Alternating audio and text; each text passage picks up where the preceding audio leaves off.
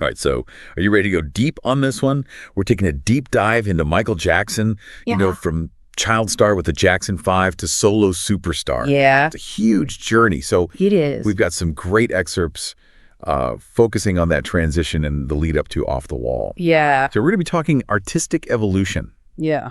key milestones, and how he really became this force in the music industry. And it's really about kind of understanding where that ambition comes from. Right. And that drive for creative control that kind of defines his career. Yeah, and I think to really understand that evolution, Yeah. we have to go back even further. Okay. Back to those solo moments that he had while he was still with the Jackson 5. Yeah. Got to be there. Number 4 on the Billboard Hot 100 at 13 years old. It's incredible. That's not just talent. That's something. Yeah. No, you can hear it, and again, for me, it's always going back to the voice. Yes. And you listen to a song like Gotta Be There.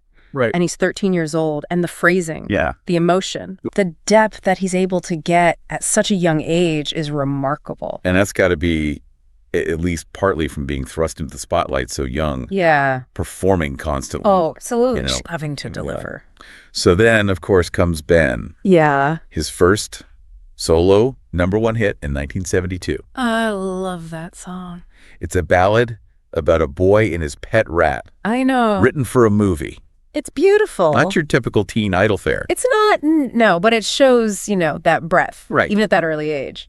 But what I really loved about that whole Ben moment was his performance of it at the 1973 Academy Awards. Yeah. I mean, a standing ovation from Hollywood's elite Yeah. for a teenager singing a song about a rat.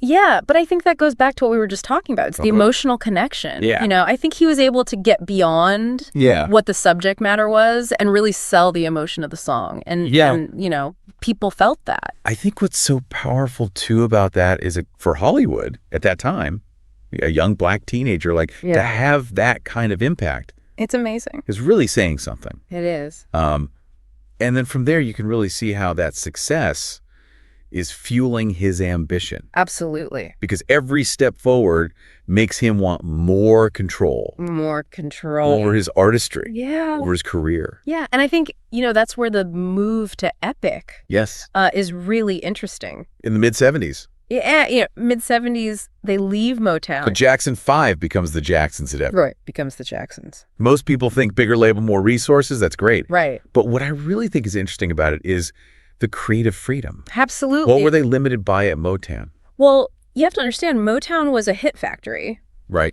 They had their sound. A formula. They had a formula, and it worked brilliantly. Yeah. But it didn't necessarily allow for the kind of artistic exploration that Michael was looking for. You wanted something more. He wanted more, and Epic allowed him to do that. Yeah. And it became more than just singing at that point. Yeah.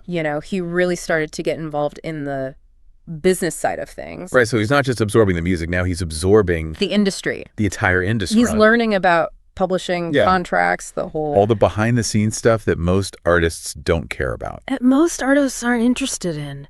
And that becomes crucial to his later success. It does. So he's thinking long-term. Yeah. He's thinking about how to build a career where he can control his own destiny. Exactly. And he saw how artists were limited by contracts, by producers that didn't understand their vision, and he didn't want to fall into that trap. And it all leads to Off the Wall, 1979. 1979. It's like the culmination of his artistic apprenticeship. Yeah. It's his declaration of independence. I love that. Musically. Yeah. But before we dive into the brilliance of Off the Wall, I want to talk about his partnership with Quincy Jones. Because this wasn't just a producer-artist relationship. This was like a synergy. A creative synergy. Yeah. That pushed both of them to new heights. Yeah. What do you think Quincy saw in Michael that maybe other producers missed? I think Quincy got him. Yeah. I think Quincy understood that ambition and that drive and that need to experiment. And I think also Quincy, with his incredible experience and his musical breadth, was the perfect person to help Michael realize his vision. The perfect collaborator. It was a match made in musical heaven. It was. You've got Michael's energy and his innovation. Yeah. And Quincy's mastery of arrangements and production. Yeah, and it wasn't just them, right? Right. Paul McCartney contributes Girlfriend to the album. That's right. So they were open to outside collaboration and outside ideas. And really creating something special. Yeah. But Michael was the driving force. Oh, yeah. He's got the vision. He had the vision. Yeah. He wasn't aiming for just another pop hit. He was trying to create something that would redefine the genre. Exactly. And that ambition is reflected in every aspect of Off the Wall. Oh, yeah. It's from the songwriting to the production to the arrangements. The attention to detail is astounding. Let's talk about that sonic experience, because Off the Wall was revolutionary. It was. It was a blend of disco, funk, pop soul, even hints of soft rock. Yeah. All those influences are there. Fresh, vibrant. Yeah. And unlike anything else at the time. And, you know, he's taking all those things and making them his own. Yes. He's not just copying trends. Just transcending He's transcending them and creating a sound that is timeless. Yeah. It's still modern to this day. And I think a great example of that is Don't Stop Till You Get Enough. Yes. His first self-written #1 hit. A great song. It's a disco track. It is. But it's so much more than that. So much more. It's got this rhythmic complexity to it. Yeah, those syncopated beats. And layered vocal harmonies. You know he's using his voice. As an instrument. As an instrument. It's pure Michael Jackson innovation. Pure Michael Jackson innovation. Yeah, Don't Stop Till You Get Enough Yep. is pure magic. It is. It's got that driving rhythm that makes you want to move. Yeah. But it also has those intricate arrangements. Yeah. And harmonies. And those harmonies. Which shows a level of musical sophistication that's beyond his years. Yeah. And then there's his voice. Yeah. Those hiccups. Yeah. And gasps. It's like he invented a new language. Yeah, it's for pop vocals. He's inventing a new language for pop music. He is. And it's amazing. It's remarkable. And he's not just singing. Right. He's using his voice. He's emoting. To tell a story. Yeah. To create an atmosphere. And that's something that sets him apart from other artists of that time. He's a storyteller. Yeah. He's using his voice to paint a picture. He is. And he does it with such charisma. And style. It's no wonder he was captivating audiences. Don't Stop Till You Get Enough is just one example. Right. You've got Rock With You. Yeah, a completely different side. Completely different side. Of his artistry. Smoother. Laid back. More laid back. Yeah, but just as sophisticated and catchy. Yeah. And that arrangement, I mean, it's lush. Yeah. You've got strings, you've got those backing vocals. Yeah. It's a sonic masterpiece. And you know what I think is so fascinating, too, about this time is he's already thinking beyond just the music. Beyond the music. You know, you think about those early music videos. Yeah. You think about the choreography and his live performances. Yeah. He was already pushing the boundaries Absolutely. of visual storytelling and stage presence. He understood that a captivating performance was more than just singing a song. It was visual. It was all-encompassing. It was everything. It was a full experience. Yeah. And he was already displaying that understanding of how visuals enhance the music. Yeah. How to create a complete experience. Yeah. For the audience. For the audience. Yeah, he was laying the groundwork for what would later become his groundbreaking work in music videos. Absolutely. And those elaborate stage shows. Yeah, and that's what makes this period so fascinating. It is. It's not just about the hits or the awards. Right. It's about the evolution of an artist. Developing a vision. That would change. That would change the face of pop music. Exactly. Forever. Off the Wall wasn't just an album. It was a statement. It was a statement. Of intent. It was a declaration. That Michael Jackson was here to stay. He was here to stay. And he was going to do things his way. On his own terms. Yeah, and he wasn't content to rest on his laurels either. Right. He knew he could achieve more. Yeah. He had a vision for something bigger, something bolder. Yeah. And that's what we're going to delve into in the next part of our deep dive. Yes. We'll be right back to continue our exploration of Michael Jackson's incredible journey. Stay tuned. Welcome back to our deep dive into Michael Jackson's journey. Last time we were talking about Off the Wall as his artistic declaration of independence. Yeah. But it wasn't created in a vacuum. You know, what was the music scene like back then? Right. I mean, it was the late 1970s. Disco was huge. Yeah. But there was also this punk and new wave energy kind of brewing. Yeah, a lot going on. How did that influence his approach? Well, I think it's really interesting to think about the musical landscape at that time. Because you have disco, which is dominating the charts. Right. But there's also this backlash against disco. Yeah. You have punk, which is raw and rebellious, you know, challenging the status quo. And then you have new wave, which is starting to experiment with synthesizers and electronic sounds. Right. So it was a really interesting time. So Michael's navigating this really interesting and kind of volatile musical landscape. He is. Did he feel pressure to conform to any one style? I don't think so. I think he saw it as an opportunity. Off the Wall really becomes a synthesis of all those influences. Yeah. You know, it's got the infectious groove of disco, the raw energy of funk, but it also incorporates elements of rock and pop and, you know, those smooth, soulful harmonies that are reminiscent of Philly soul. Yeah. So it's a melting pot. It really is. But it all comes together. Seamlessly. Yeah. And that's where his genius, I think, really shines through. It does. He's taken these disparate elements. Yes. And weaving them into something totally fresh. That's fresh and exciting. Yeah. It's like he's absorbing all these different styles. Yeah. And then filtering it through his own unique artistic lens. Yeah. And it's not just about blending genres. Yeah. He's also pushing the boundaries. Within those genres. Yeah. Like, don't stop till you get enough. Don't stop till you get enough. A disco track. Yeah.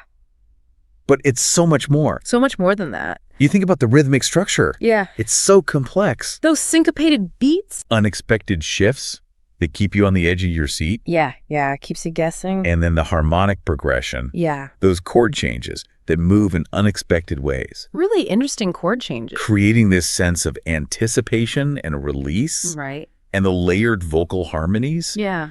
It's like he's creating this wall of sound with his voice. Oh, yeah. Weaving in and out, creating texture and depth. Using his voice as an instrument. Yes, exactly. Which we talked about before. He's not just singing the melody.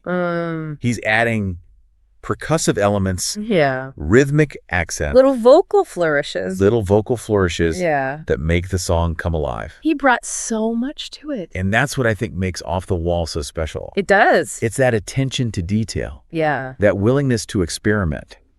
Push boundaries. Push the boundary. But it's not just the upbeat tracks that showcase this innovation. No. You've got songs like She's Out of My Life. She's Out of My Life. Heart-wrenching ballad. A beautiful song. That really demonstrates his vocal control. Oh, his control is amazing on that song. And emotional depth. You can feel the emotion. You can really feel it. Yeah. The way he builds that tension. Yeah. The raw emotion. And the voice. Yeah. Really powerful. And the arrangement on that song is just so beautiful. It is. So restrained. Yeah, it lets the vocals shine through. It allows his voice to shine through. Yeah. And it's a perfect example of how he can move effortlessly between different styles and moods. Yeah, he's comfortable in any genre. And it always sounds authentic and compelling. Yeah. And then you have tracks like Rock With You. Yeah. Which take a simpler approach. Yeah. But are no less effective. Just as effective. I think that's where his understanding of groove and melody shines through. Yeah, it's just so catchy. The song just flows. Effortlessly. You can't not move to it. Yeah, you can't help but tap your foot. But even in its simplicity, there's a sophistication to the arrangement. There is. You know, the layered guitars, the subtle keyboard flourishes. Yeah. The way the rhythm section locks in. Yeah. It's all perfectly crafted. It is. To create this irresistible soundscape. Yeah. And speaking of crafting a soundscape, we can't talk about Off the Wall without talking about the impact it had on music videos. Yeah. Because even at this early stage, his videos show this level of creativity and innovation that was... Yeah, they were groundbreaking. Pretty groundbreaking for the time. Yeah, no one was doing what he was doing. He's not just standing in front of a camera lip-syncing. Right. He's creating mini-movies. Yeah. Using dance. Costume. Visual effects to enhance the music and tell a story. Absolutely. And that's, I think, what's so important about that. It is. He understood that music videos were more than just promotional tools. Yeah. They were an art form. An art form. In and of themselves. And he approached them. With that same level of dedication. With the same level of dedication and creativity that he brought to his music. Absolutely. Think about the video for Don't Stop Till You Get Enough. Oh, yeah. I mean, it's full of energy. Movement. Those iconic Jackson dance moves. Yeah, you can see the beginnings. You can see the seeds of what he would later do. Those later, more elaborate productions. Yeah. in that video. Yeah, absolutely. And it's not just the visual. Right. It's the way he incorporates them into the music. Yeah. The video is perfectly synced to the song. Yeah. The choreography's highlighting the rhythm. Yeah. The edits are emphasizing the beat. Yeah, it's all connected. It's a seamless fusion. It is. Of music and visuals. Yeah. And it's incredibly captivating. Yeah, he really understood. He was pushing the boundaries of what a music video could be. Turning it into a complete audiovisual experience. Yeah. And you can see he's having fun. You can feel the joy. Yeah. The exuberance. Yeah, you can feel the passion. It's infectious. Absolutely. And that passion comes through in every aspect. Of Off the Wall. Yeah. It's a testament to his dedication. His work ethic. His relentless pursuit. Of perfection. Yeah. He wasn't just creating music. Right. He was crafting an experience. A world that you could step into. And get lost in. That you could get lost in. And he achieved all of this at such a young age. It's important to remember. He was only 21. 21 years old. When Off the Wall was released. Yeah. To have that level of artistic vision, that maturity, that drive at such a young age it's remarkable. It's mind-blowing. It is. And yet, it's amidst all this success, yeah, he still felt like he had something to prove. He did. Remember, he was disappointed. Yeah. That Off the Wall only won 1 Grammy Award. Yeah, he felt it was overlooked. He felt like he wasn't being taken seriously as an artist. Yeah. And that disappointment, yeah, that feeling of being underestimated, yeah, became, I think, a really powerful motivator for him. It fueled his fire. Pushed him to strive even harder.